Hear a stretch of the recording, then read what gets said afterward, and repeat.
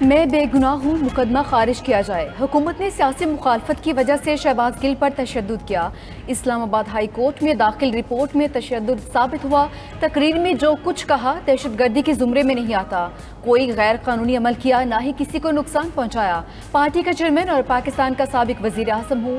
عمران خان نے وکیل کے ذریعے JIT کو جواب جمع کرا دیا۔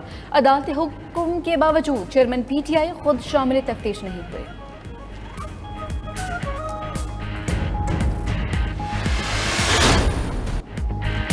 -1 فارمولے پر عمل ہو رہا ہے۔ عمران خان کا ٹویٹ لکھا، حکومت بوکھلاہٹ اور مایوسی کا شکار ہے، قوم PTI کے پیچھے مضبوطی سے کھڑی ہے۔ گجرانوالہ کا جلسہ حقیقی آزادی کی تحریک کا آخری جلسہ ہوگا۔ اگلے نازک مرحلے کا اعلان جلسے میں کریں گے۔ PTI سیاسی کمیٹی کا اجلاس، عوامی رابطہ مہم مزید تیز کرنے پر اتفاق۔ PTI کا ملک میں مہنگائی کے خلاف احتجاج کا فیصلہ۔ عمران خان نے کہا، عوامی حمایت ہماری سب سے بڑی طاقت ہے۔ میری تحریک کا مقصد مافیاز کو شکست دینا ہے۔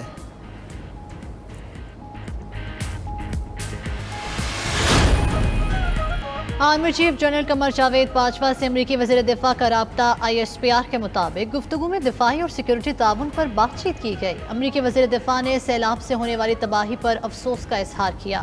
سیلاب زدہ علاقوں میں پاک فوج کی امدادی سرگرمیوں کو سراہا، تعاون بڑھانے کا عزم دہرایا۔ آرمی چیف سے US8 کی ایڈمنسٹریٹر سمانتھا پاور کی ملاقات بھی ہوئی۔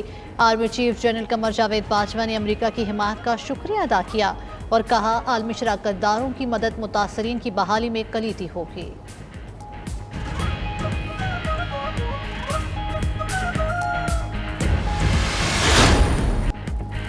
پاکستان کو سیلاب زدگان کے لیے امداد چاہیے۔ اقوام متحدہ کے سیکرٹری جنرل انتونیو گوتریس کا دنیا کو پیغام۔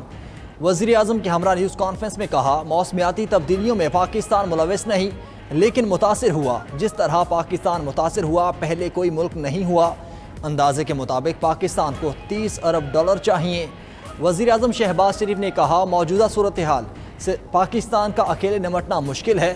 ملک میں 3 کروڑ 30 لاکھ افراد مشکلات سے دوچار ہیں۔ پاکستان جیسی صورتحال کسی اور ملک میں بھی پیش آ سکتی ہے۔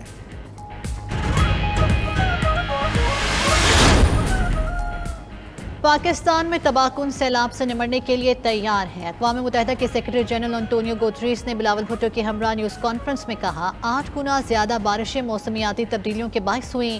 پانی نے دیہات، مویشی، فصلیں، املاک تباہ کر دی۔ ہزاروں لوگ بے گھر ہیں، انہیں مدد کی ضرورت ہے۔ ترقی یافتہ ممالک کو موسمیاتی تغیر سے نمٹنے کے لیے کاوشیں بڑھانا ہوں گی۔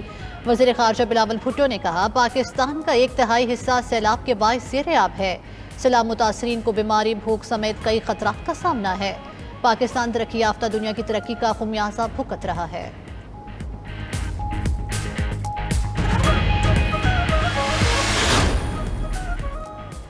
پاکستان کو مسلسل عالمی تعاون، یکجہتی اور مدد کی ضرورت ہے۔ وزیر اعظم کی US8 کی ایڈمنسٹریٹر سمانتھا پاور سے ملاقات۔ امریکہ کی انسانی بنیادوں پر امداد فراہم کرنے پر شکریہ ادا کیا۔ سمانتھا پاور کی وزیر خارجہ بلاول بھٹو سے بھی ملاقات ہوئی۔ بلاول بھٹو نے سیلاب کی تباہ کاری اور حکومتی سرگرمیوں سے آگاہ کیا۔ موسمیاتی تبدیلی اور مقابلے کی حکمت عملی پر بھی تبادلہ خیال۔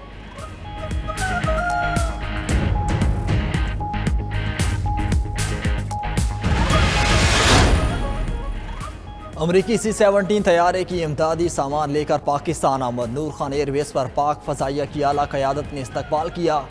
ترجمان پاک فضائیہ نے کہا کہ امریکہ چند روز کے دوران مزید امدادی سامان پاکستان بھیجے گا۔ امدادی سامان سے سیلاب زدگان کی تکالیف کم اور پاکستان کی معاونت ہوگی۔ US8 کا بھی پاکستان کے لیے مزید $20 ملین امداد کا اعلان۔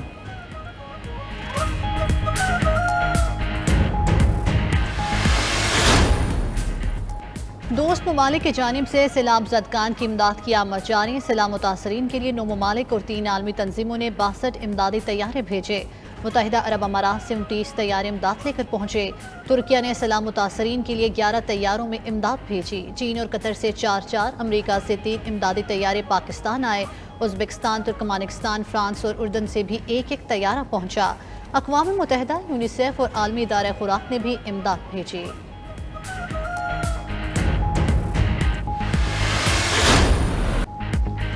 منچھر جھیل پر دباؤ روکنے کے لیے LS1 پر مزید 2 شگاف ڈالے گئے۔ کچھ لگانے سے جھیل میں پانی کا دباؤ کم ہونے کا امکان۔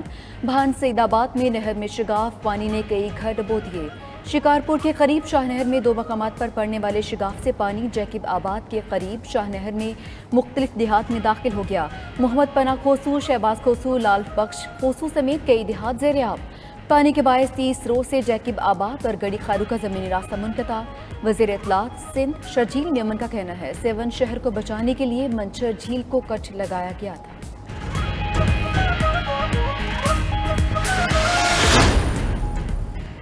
سندھ میں سیلابی صورتحال، متاثرین بے یار و مددگار، کم امداد یا غلط طریقہ کار، متاثرین آپس میں جھگڑ پڑے۔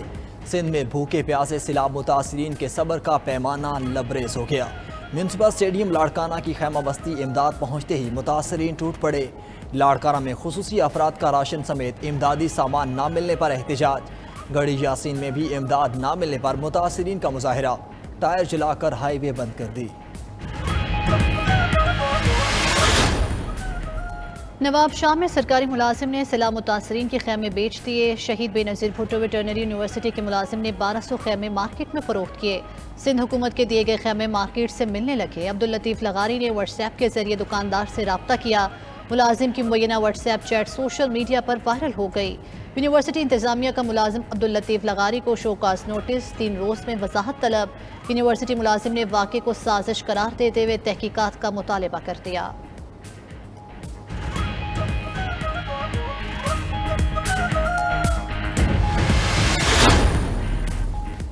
سندھ میں سیلابی صورتحال نے مرنا بھی مشکل کر دیا۔ قبرستانوں میں پانی جمع ہو گیا، تدفین کے لیے جگہ ملنا مشکل ہو گئی۔ سیلاب متاثرین نے اپنے پیاروں کی قبرستانوں کے باہر تدفین شروع کر دی۔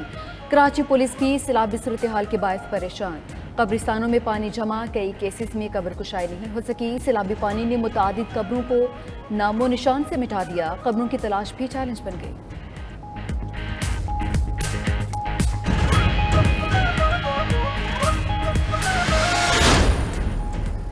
سیلاب زدہ علاقوں میں آسمان سے مزید پانی برسنے کا امکان۔ محکمہ موسمیات کا کہنا ہے آج سے 14 ستمبر تک تھرپارکر، بدین، عمرکوٹ، سانگھڑ اور میرپور خاص میں بادل برسیں گے۔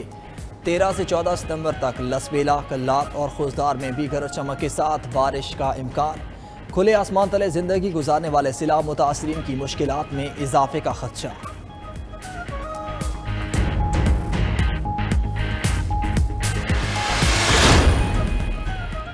عمران خان کا مقصد کسی کی تصحیح یا دھمکی دینا نہیں تھا۔ سابق وزیر خارجہ شاہ محمود قریشی کی پروگرام نائٹ ایڈیشن میں گفتگو۔ مزید کہا عمران خان نے کہا تھا قانون کے دائرہ میں لایا جائے گا۔ عمران خان نے عدالت میں 2 بار بات کرنے کی کوشش کی لیکن انہیں موقع نہیں دیا گیا۔ اگر عمران خان کو عدالت میں بولنے کا موقع دیا جاتا تو ہو سکتا ہے بہت سی غلط فہمیاں دور ہو جاتی۔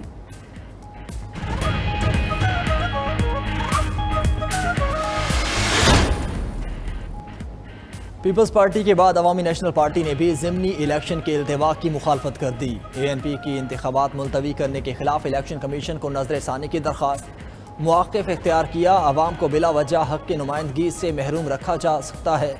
ضمنی انتخاب مقررہ تاریخ 25 ستمبر ہی کو کرائے جائیں۔ ANP کی صوبائی صدر ایمل ولی کا مطالبہ۔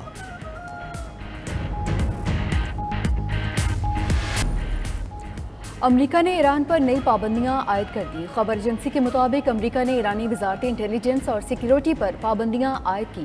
امریکی محکمہ خزانہ کا کہنا ہے یہ پابندیاں البانیہ پر سائبر حملے کے جواب میں ہیں۔